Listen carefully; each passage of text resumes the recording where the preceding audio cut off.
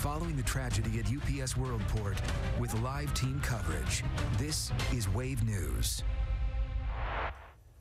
And now a full day and many more hours after the horrific UPS cargo plane crash, we now know 12 people have died. Several more are still unaccounted for. This very video sent away into the moment this blazing inferno ignited. Federal, state, and city leaders toured the site of the wreckage today. This video gives us a look at the charred and mangled remains left behind. Governor Beshear says what started as a search and rescue mission on Tuesday has turned into a recovery. And all this as soon airport officials and many investigators will stay behind to help federal aviation agents look into what could have caused the failure that led to the crash and what, if anything, could have been done to prevent it. We thank you for joining us for Wave News at 11. Today, we also learned that among the dozen killed so far in this tragedy, at least one of them was a child. The seconds the fireballs appeared, they became a nightmare for those in the plane's path, including a man who had left the Worldport area shortly before the crash and recorded the moment of impact on his dash cam. In our team coverage tonight, we begin with Wave News reporter Julia Richardson live near the airport, who found this employee and talked about the reaction as he tried to escape. Julia. Yeah, Jose, Rasim Hajij tells me he works for UPS and he was on his way back to his hotel last night when he caught this on his dash cam. Take a look at your screen right now. Now, pay attention to the left side of your screen.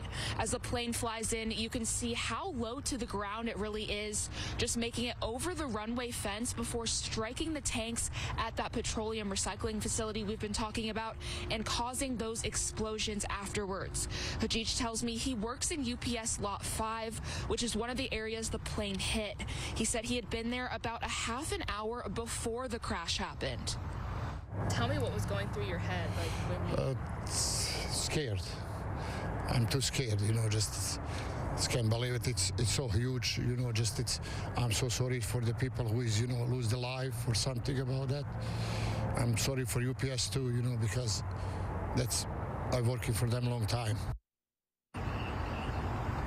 And after the impacts that you just saw in that crash video, the plane hit other businesses, one of them being Grade A Auto Parts.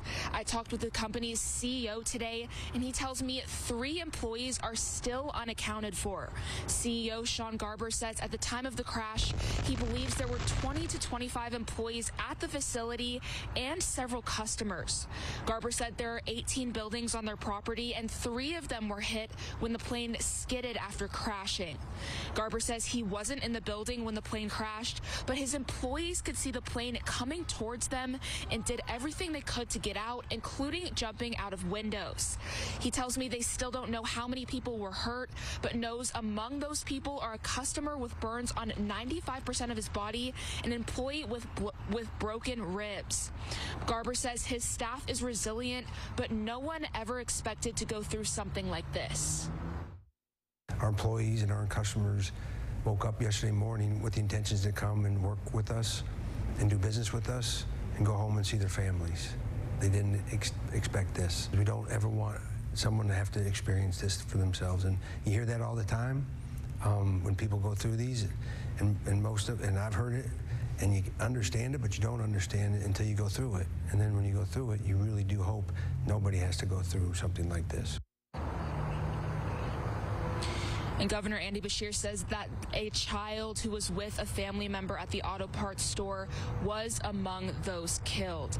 Now, as I said before, Grade A currently has 3 employees that are still unaccounted for, and that is what Garber says they are focusing on the most right now, is just locating those people and getting them reunited with their families.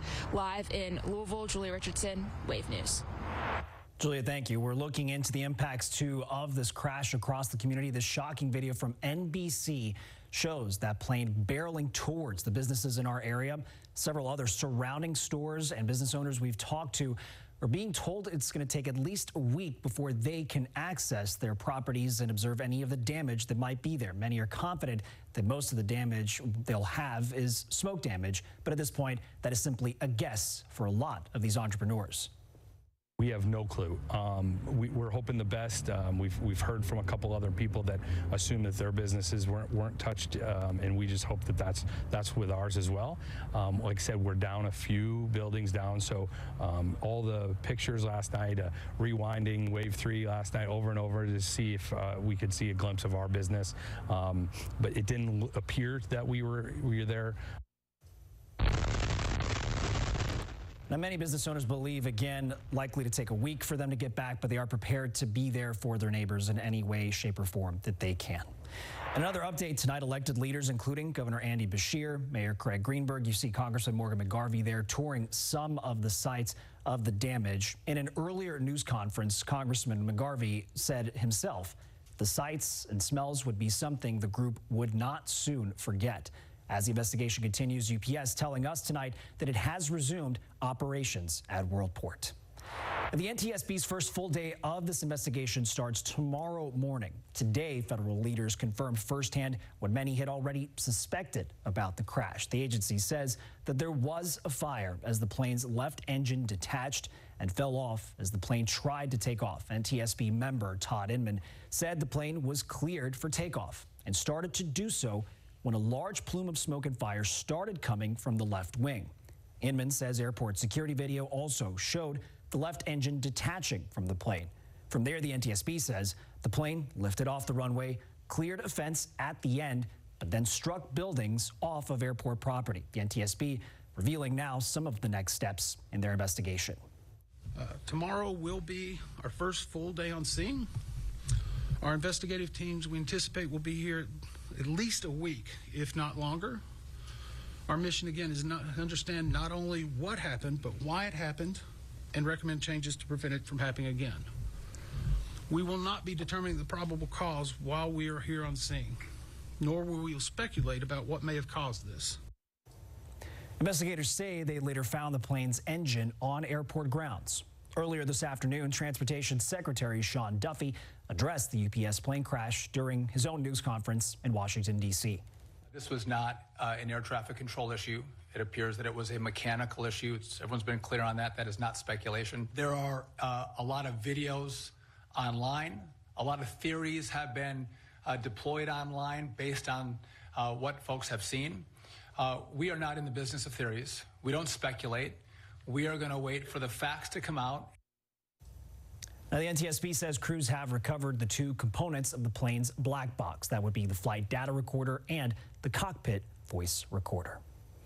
Winter forecast wrapping up a busy Wednesday. Clear skies staying with us across central Kentucky, southern Indiana. As far as how cool things will start to feel, Chief Meteorologist Kevin Harned joining us. Kevin, trying to get back to normal soon then. Yeah, you know, I tell you, today was fairly nice in terms of the weather conditions. We were above average by almost 10 degrees. We hit 72 this afternoon. It was a little on the windy side, but those winds have eased back and temperatures already falling.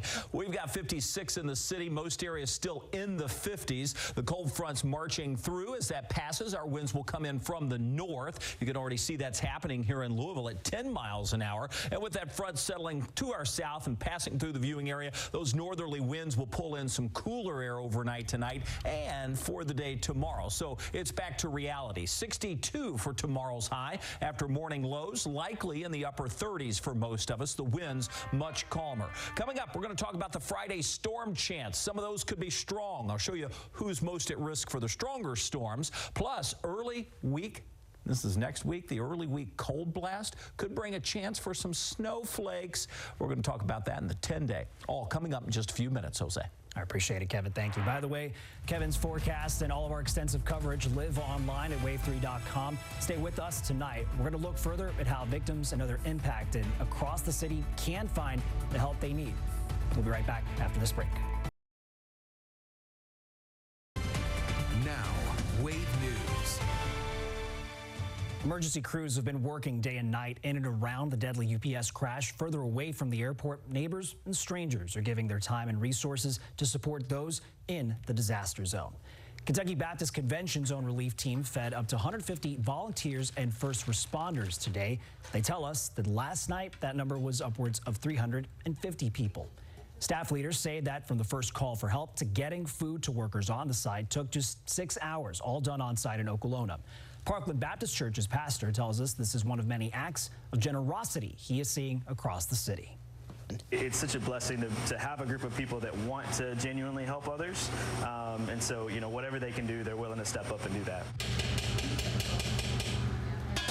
Well, KBC leadership also tells Wave News they will stand by to see how long they will be needed for food and all other kinds of support. Certainly, they will be needed, neighbors helping neighbors, for the weeks to come. Looking ahead to what will feel like a normal fall day, feeling cooler outside. Kevin joining us now. Kevin, you're also tracking our storm chances for Friday. Yeah, we've got storm chances that will ramp up that may hinder some of the recovery efforts that are ongoing. You know, I had a chance to be at a lot of disasters, from tornadoes around here to Mayfield, the floods out in eastern Kentucky not all that long ago. But you see this damage that's taken place here. Thankful for all those first responders. We should just be mindful of that. I'll tell you, the storm chance will move in on Friday. We've got another dry day tomorrow. Let me address the timing of this because it's going to be starting to our north during the midday time frame, but pushes closer to us Friday afternoon. There could be a few stronger storms, but the best potential for that is to our south, across southern Kentucky and southeastern Kentucky. And looking at the data this evening, not much has changed. If anything, it's a little less robust than it was earlier today. If those folks see those stronger storms to our south, mainly damaging winds would be the biggest impact. We'll see if this gets revised, but for now, our southernmost counties are in a slight risk area. That's Marion, Hart, Greene, Taylor, and Adair. Again, for Friday. Tomorrow, a calm day, but not as warm. We'll be in the 60s tomorrow. Rain chances, they reach their peak on Friday. Small chance on Saturday. We'll take that to a 30% chance Sunday into Monday.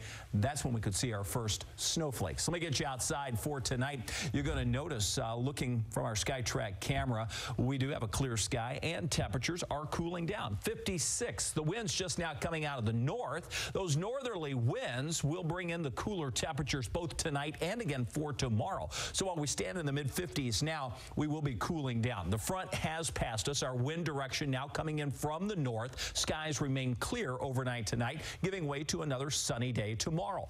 Temperatures in the 30s tonight, low 60s. That's normal, by the way. 62 for tomorrow. The futurecast, after we get past our calm Thursday, we'll start to see a few showers pop up by Friday, but really pushing to our south Friday afternoon. So there's a chance some areas of southern Indiana and extreme northern Kentucky may really miss out on this rain totally. And with that, the strongest potential for any storm that could be robust in any way, with gusty thunderstorms and maybe some wind, would be off to our south. And that's where we have that slight risk. But I wouldn't be surprised if that gets shrunk down a little bit. Now, for the end of the weekend and early next week, this area of low pressure, the backside of that funnels in strong northerly winds. That cools us down. The one right behind it will bring in a little bit of precipitation, but with the cold air already in place, that could fall as some light snow showers. Temperatures behind that will be the coldest we've seen so far, in the 20s for morning lows early next week. Our current temperature is 56. The wind out of the north at 10. Tonight, we're going to take it down to 39 for the overnight low. Outlying areas, you're going to be a few degrees cooler. Lots of sunshine tomorrow. 62 for Thursday. By the time Friday rolls in, we'll push the temperature up just a couple of degrees with our thunderstorm chance. We may have to take that number down just a bit. 80% right now. We've got 66 on Saturday. The rain, snow chance Sunday into Monday. Highs in the 40s, lows in the 20s. The good news is short-lived. We warm it right back up into the 60s by the end of next week. That's your 10-day earliest alert. Jose? I appreciate it. Thank you, Kevin. So as we continue to follow the UPS crash, today we learned from Governor Andy Beshear and other leaders who confirmed there was no cargo on Flight 2976 that was considered hazardous, meaning toxic or dangerous. But tonight, some say they are concerned about the explosion's effects and the burning chemicals sent up into the atmosphere. In our team coverage, Wave News reporter Meredith Lee talked to an expert about impacts for people living and working by the crash site, Meredith, and those who saw that smoke plume reach over their homes. Yeah, that smoke plume traveled north toward Jeffersonville. And while the air quality monitors in the Louisville-Jeffersonville area following the incident did not drop to a hazardous level, that debris and soot were undeniably present. It's what's in that soot that's what scientists are concerned about. As the investigation into the UPS plane crash prepares to enter its first full day on Thursday, concerns still hang in the air, though the smoke has long since cleared. Debris from the incident is helping investigators map out the affected area along the path where that smoke plume traveled late into Tuesday night. But it's the evidence that can't be seen that could carry an impact of its own. Any type of smoke is problematic because it contains particles that are harmful to health, but this may have additional components of different types of chemicals. In addition to the plastics and cargo material inside the plane, 30,000 gallons of jet fuel, materials from the petroleum recycling plant, and the body of the aircraft, all scorched, sent toxic byproducts into the atmosphere like toluene, benzene, polycyclic aromatic hydrocarbons, and dioxins, as well as particle matter. You get the really bad burning smell, acrolein, and so those are the chemicals that have significant health effects. Where any of that soot may have settled is what scientists say should be a priority to find out in the coming days and weeks. This soot and ash is going to be lying there and it's going to be blown away a little bit, so we need to be careful what's happening and how that is being contained. So there needs to be some surveillance and monitoring to see if the levels are okay. Bhatnagar says the smell is the tell that you should wear a mask and limit exposure. But for those living within the area, water quality should not be a concern. Louisville Water tells us in a statement that they have notified around 50 customers about quality concerns that were located in the immediate area of the crash site. Louisville Water is involved in the emergency response, they said. Our crews spent the day doing water quality sampling, inspecting water mains, and checking fire hydrants in the impacted area. We will continue to test the water to ensure the quality remains safe for our customers. And yeah, the smoke plume during this was different than what we've seen in past experience. One of the last major incidents for transportation of this scale was the East Palestine train derailment in Ohio in 2023. That smoke plume there traveled differently, impacting a near 50-mile radius during the controlled burn of that train during the week. It was also vinyl chloride that burned. There were quite a few differences here. So, Jose, when you break it down, it is a different chemical that was extremely toxic, and we saw much higher concentration of that soot in the East Palestine area. And effectively, what this comes down to is, though it's visually similar to that incident, which I covered back in 2023 and through 2025, this is a totally different outcome that's quite positive for Louisville in comparison as far as the chemical concerns go. Well, certainly going to be a discussion, not beyond just the local teams, to see what federal agencies are going to want to do when the time is able, or when they are able to deploy those resources. Certainly something we'll be following in the days and weeks ahead. Our Meredith Lee here joining us at the desk. Meredith, thank you. Thanks. Well, ahead, our wave troubleshooters have taken a closer look at service records for the plane in yesterday's crash. More of those details ahead on Wave News at 11.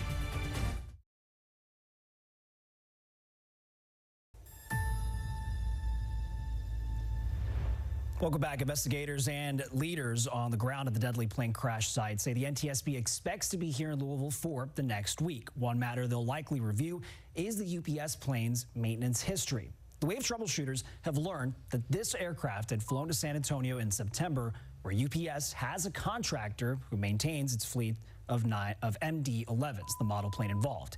FAA records we looked at show workers found rust on structural components in the bilge area of this plane. They also apparently found a crack on a support near the center wing fuel tank. Those repair disclosures are meant to keep track of any common problems on the same type of planes, so the FAA can issue a recall if necessary. One aviation lawyer who talked to the Wave troubleshooters wanted to stress, though, that these records may end up having nothing to do with Tuesday's crash at all. We also asked UPS about maintenance on the particular plane. A company spokesperson did not respond to our immediate request. The NTSB will also be gathering information from both the plane and engine manufacturers. Earlier this evening, I talked to a retired U.S. Air Force pilot who says when first responders get to the tail end of their own critical jobs out at a crash site like this, it is a relay team exchange. The baton is now with the NTSB's GO team. Our SkyTrack network cameras recorded this video earlier today. It shows in part the FBI assisting the NTSB out on airport property. Agents will help collect evidence, take photos, and map and measure the wreckage field. Retired U.S. Air Force Commander Sean Dawley tells me that this GO team consists of professionals who are highly trained and educated in investigating aircraft mishaps. Dawley, who's also worked as a chief of flight safety, says right now that it is still too early to say there is a definite cause as the investigation continues.